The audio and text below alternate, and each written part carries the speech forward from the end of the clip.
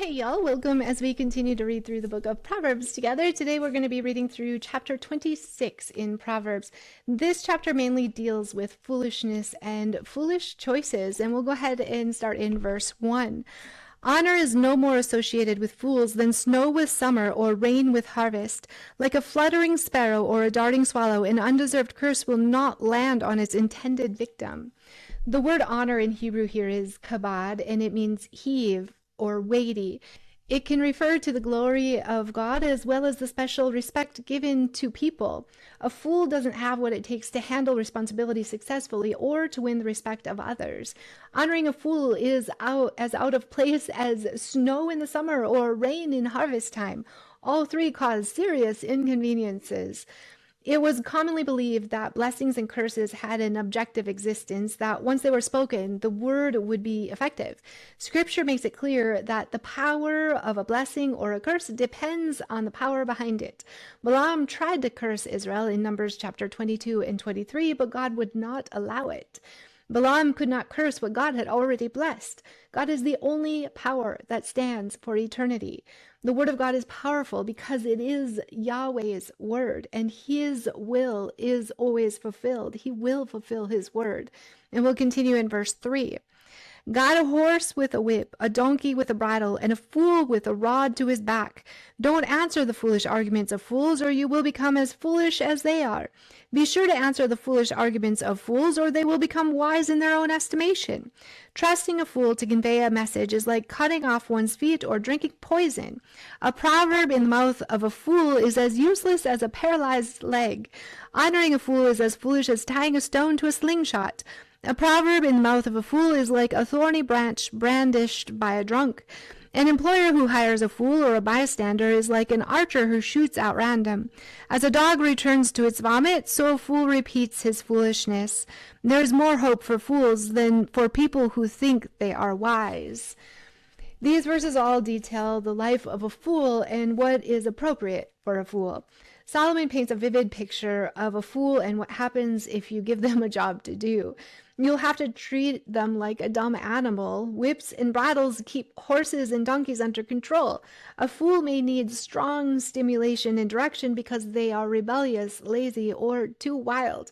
You'll have to give them orders and explain what they are to do, and you'll be in danger of becoming like them. Sometimes we make foolish choices, and God has to redirect and correct us. He will never let his children sin successfully. Some of a fool's comments don't deserve replies, and others will require a reply. It's okay to ignore foolish comments in unimportant matters. However, in the important things, a response is needed so that the fool and those around the fool don't think that the fool is correct.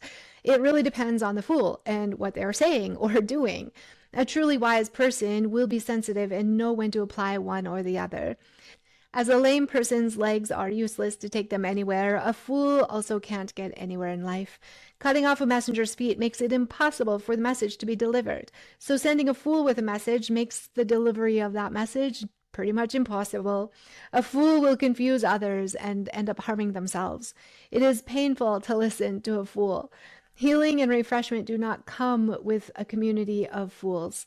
Wise people, however, don't think so highly of themselves that they can't learn from others. If we are wise in our own eyes, we won't truly be wise in God's eyes. If we hire a fool and give them responsibility, it's like shooting at random, and the fool could do a lot of damage. Nobody in their right mind would start shooting at random, and nobody in their right mind would hire a fool. Their actions are unpredictable and outright dangerous. We can't expect fools to accomplish anything honorable. It's not how things normally work. Fools don't learn from their mistakes. They go right back to their same old messes.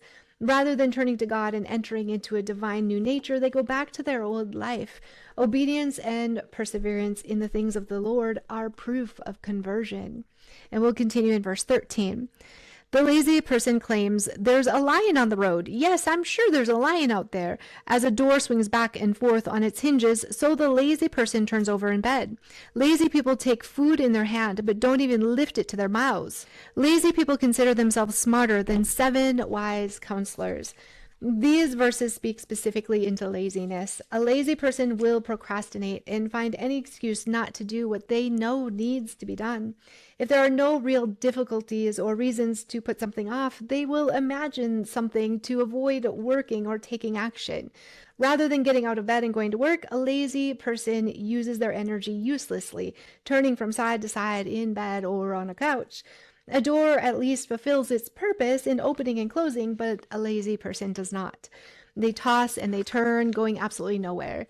Sleep is necessary for a healthy life, but too much sleep can become destructive. Wise people enjoy sleep because they know they are in God's will. However, the sleep of a lazy person is a mark of selfishness.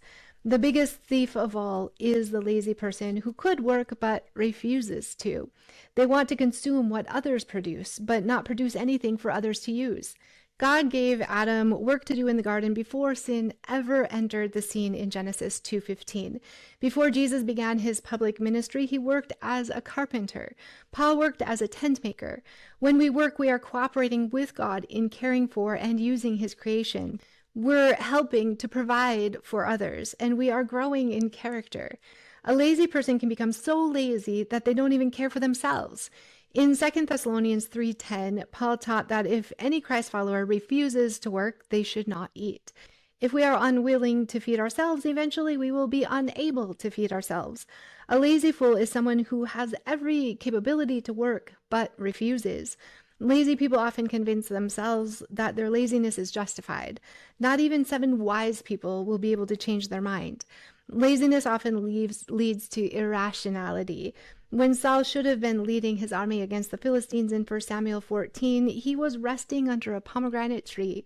Jonathan, however, was out fighting Israel's enemies. When God gave Jonathan success, Saul took offense and wanted to execute Jonathan on the spot. And we'll continue in verse 17. Interfering in someone else's argument is as foolish as yanking a dog's ears.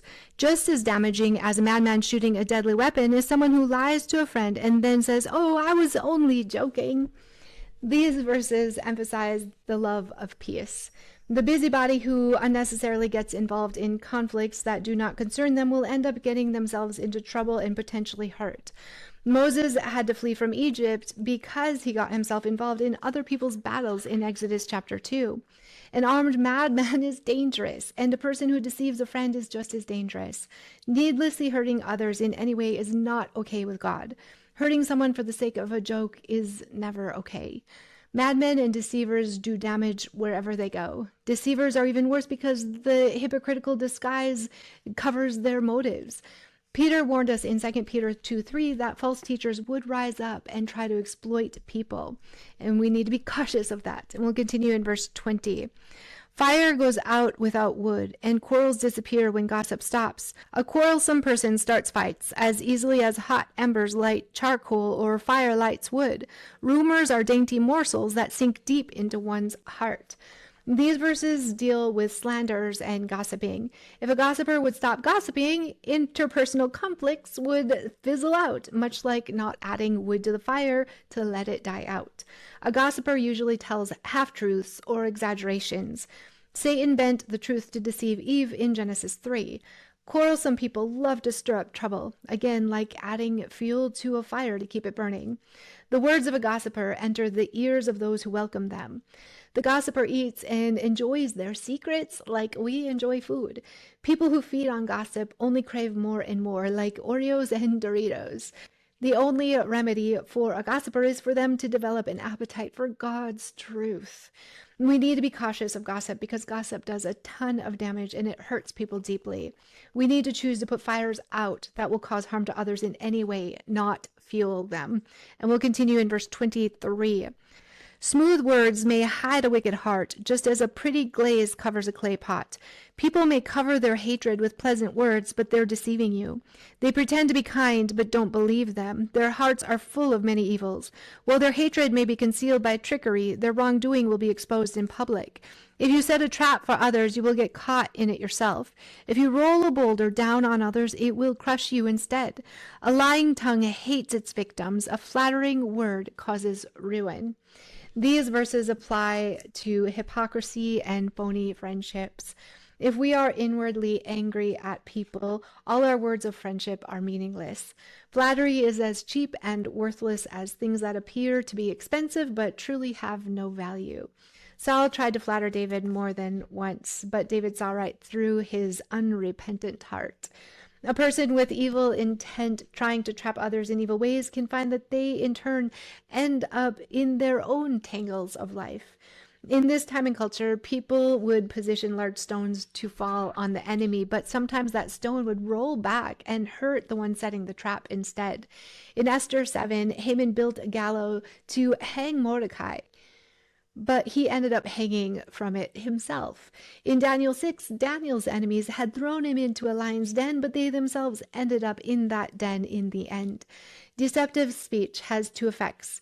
It does great damage to the person spoken to, the person who hears the lies and gossip, and it also hurts the person spoken about. It eventually brings the speaker to ruin as well. Judas's mouth led to the arrest of Jesus and the end of himself. Words matter, and we need to be cautious with our words. Words can be used to help or hurt people. We need to be intentional about only speaking words that bring encouragement and wise counsel to others as God leads us. We are the mouthpiece and the hands and feet and mouths of Jesus. We are the vessels that he wants to bring forth his truth and his glory in this world. We need to be using the tools he has given us for the purposes he has intended for them in our lives. We will be held accountable for every careless word spoken, so we need to guard what comes out of our hearts and mouths every day as much as what goes into them. Thanks, y'all. We hope you're all having a glorious day in the Lord.